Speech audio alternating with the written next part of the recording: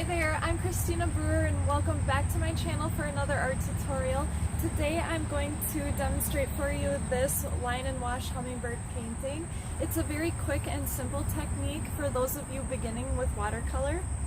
I have been very inspired by my hummingbirds lately. They are constantly flying all around my patio. I have my hummingbird feeder and all the flowers, they just love it. I've been capturing tons of footage of them and just had to paint it. So stay tuned and catch that in the video.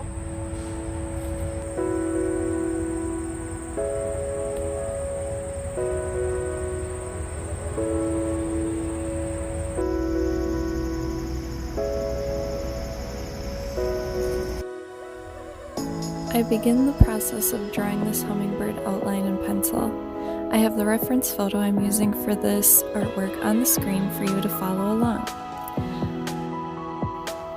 Once I have the basic outline down, I measure the length of the bird versus the width with my pencil to make sure the proportions are correct. I know the tip of the beak to the tip of the tail is a bit longer than the front of the chest to the tip of the wings, and using my pencil length is how I make sure my drawing reflects this.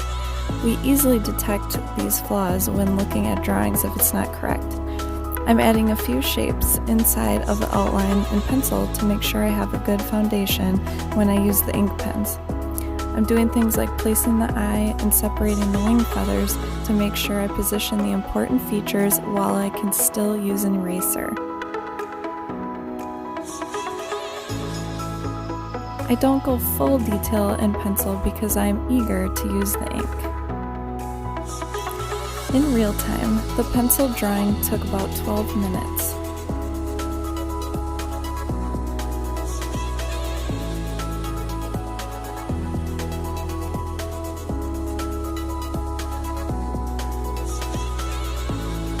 For the ink layer, I'm using waterproof, fine tip markers.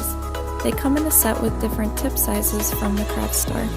I chose the middle one to start and ended up using it the entire time.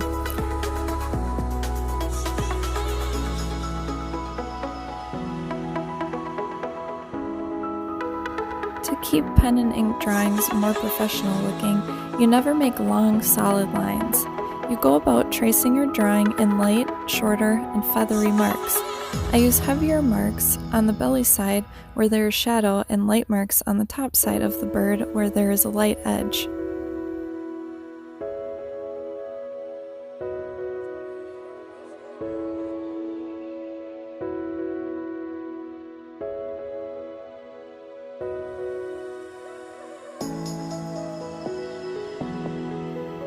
In all art mediums, contrast is king, so with pen and ink you need to create the dark and light areas from the reference photo. In dark areas I use a heavier hatching technique like you see under the wing, and in the light areas like the bright green reflected light in the center of the body only gets light spaced apart marks or even little dots. The cool thing about line and wash art is that you create all of the contrast and the detail with your pen. So if you have stronger drawing skills, you can make a beautiful painting with only knowing the very basics with watercolor.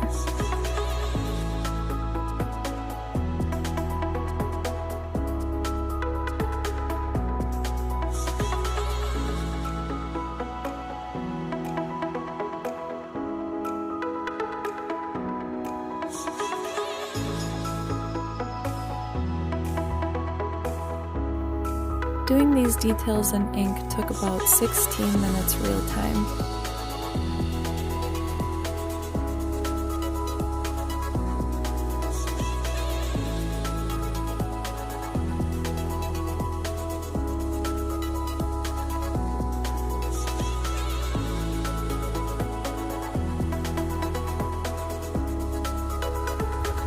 Now let's have some fun by adding the beautiful colors of the hummingbird to the ink drawing. I load the brush up with the first color I see, the dark blue/purple on the neck. I dot the color on to enhance the effect of the little feathers I drew.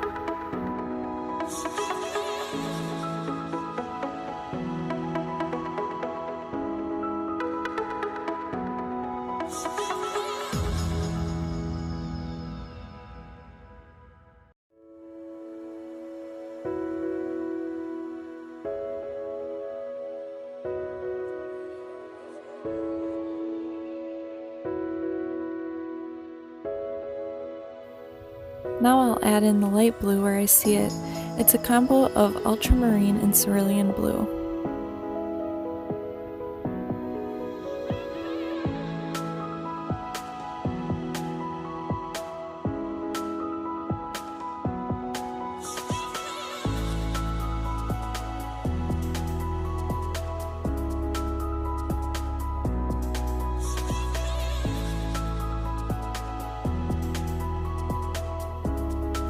As I add the turquoise, you can see there's no complicated color mixing or brush techniques.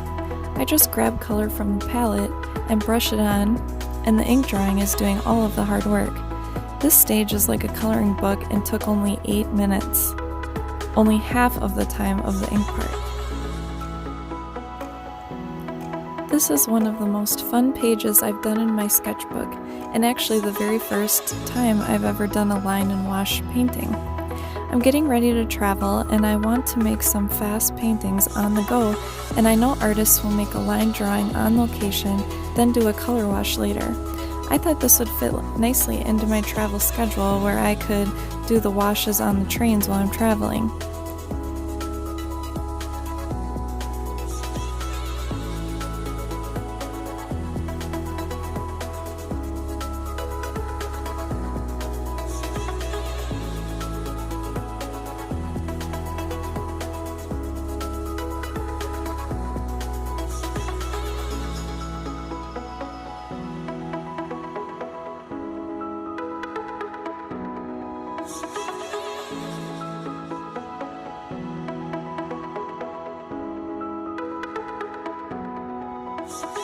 The only color mixing I did here was on the wings. When giving the illusion of light and watercolor, I use yellow paint. On the wings, there is the area that light is shining through the thin areas, so I paint those yellow to start. I add purple to the yellow to darken and neutralize it for the shadows and overlapping feathers. Yellow and purple are opposite on the color wheel, so when mixed together create that neutral, warm, brownish color you see in the wings.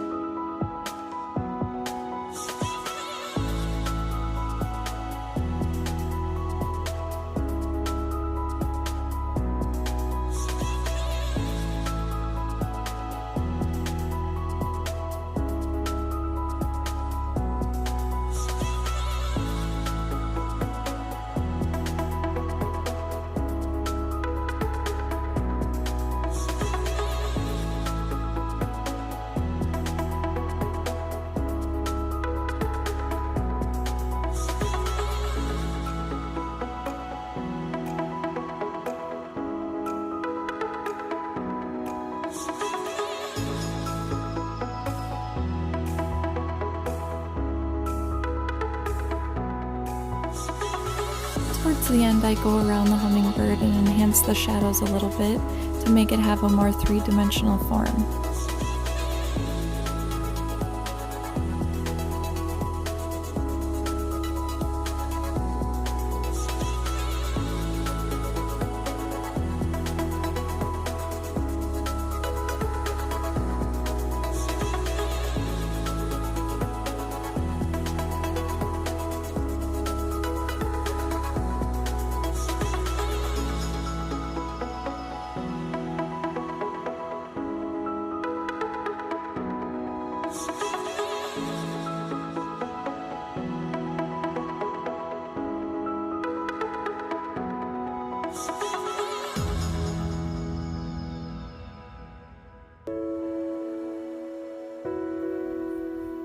I'm going to toss in a background, so I'm going to pretend this hummingbird is flying around pink flowers.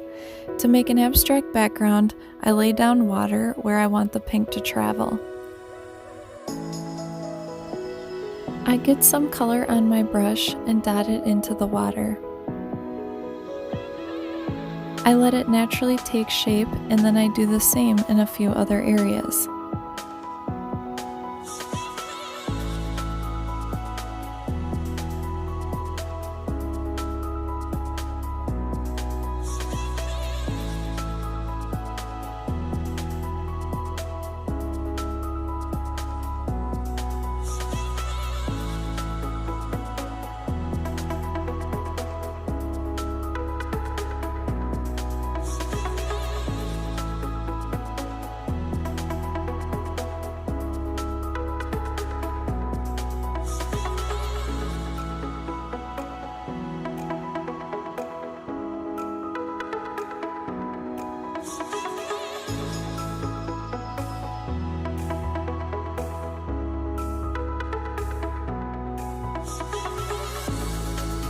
To make the background more interesting, I get my brush wet and add turquoise paint. I loosely hold the brush in my right hand and tap it against my left hand to splash dots all over my painting. This just makes the white background more interesting and match some of the more wild and imperfect pen strokes I made in the pen drawing.